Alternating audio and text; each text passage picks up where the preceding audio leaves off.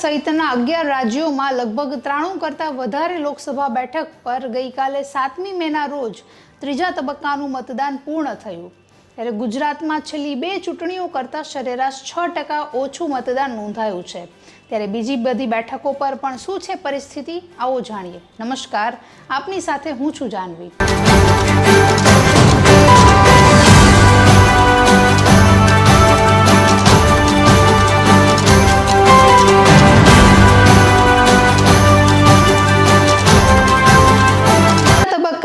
ગુજરાત, મહારાષ્ટ્ર, કર્ણાટક અને ઉત્તર પ્રદેશ સહિતના બીજા પણ 11 રાજ્યો અને કેન્દ્રશાસિત પ્રદેશોમાં મતદાન યોજાયું હતું.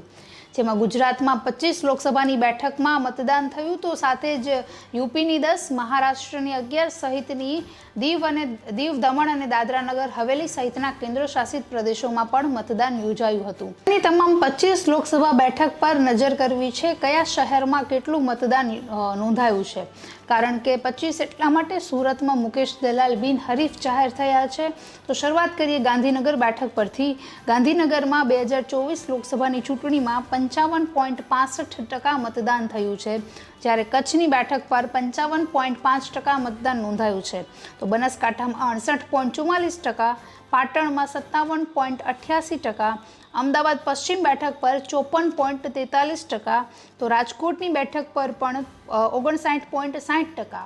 રાજકોટની બેઠકમાં ગત વર્ષ કરતાં ઓછું મતદાન જોવા મળ્યું છે, કારણ કે જે રીતે રૂપાલા અને ક્ષત્રિય વચ્ચેનો જે વિરોધ છે તે કદાચ ક્યાંક થોડા અંશે આડો આવ્યો હોય તેવું લાગી રહ્યું છે. પોરબંદર બેઠક પર માત્ર 51.79% મતદાન નોંધાયું છે. તો જામનગરની બેઠક પર 57.17% મતદાન થયું છે. આણંદમાં 63.96% મતદાન થયું છે. ખેડામાં 57.43%, પંચમહાલ 58.65%, દાહોદમાં 58.66%, તો ભરૂચમાં 68.75% મતદાન થયું છે. આ સાથે જ બારડોલીમાં 64.59%, નવસારીમાં 59.66%, તો સાબરકાંઠામાં 63.4% મતદાન નોંધાયું છે. સાથે જ અમદાવાદ પૂર્વમાં 54.4%, ભાવનગરમાં 52.1%, વડોદરામાં 61.33%, છોટાઉદેપુરમાં 67.78%, વલસાડમાં 72.24%. સૌથી વધારે આંકડો છે કદાચ વલસાડનો આવી શકે, કારણ કે ગયા વર્ષે પણ 75.21%, એટલે બહુ સારું મતદાન આ બેઠક પરથી નોંધાયું હતું. જૂનાગઢમાં 58.80%, સુરેન્દ્રનગરમાં 54.45%, મેસીસ બેઠકોમાં સરેરાશ 59.49% મતદાન નોંધાયું છે. ગત વર્ષે 2019ની ચૂંટણીમાં 64.12% મતદાન નોંધાયું હતું. એટલે આ વખતે ગત વર્ષની ચૂંટણી કરતાં થોડું ઓછું મતદાન નોંધાયું છે. તે આ વખતે ગુજરાતમાં સૌથી વધુ મતદાન વલસાડમાં 72.24% નોંધાયું છે, જ્યારે સૌથી ઓછું મતદાન અમરેલીમાં માત્ર 49.22% નોંધાયું છે.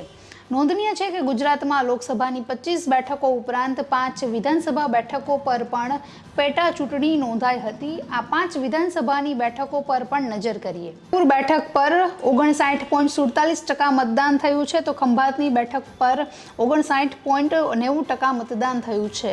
ત્યારે પોરબંદરમાં 57.78%, વાઘોડિયામાં 70.20%, તો માણાવદરમાં 53.93% મતદાન નોંધાયું છે.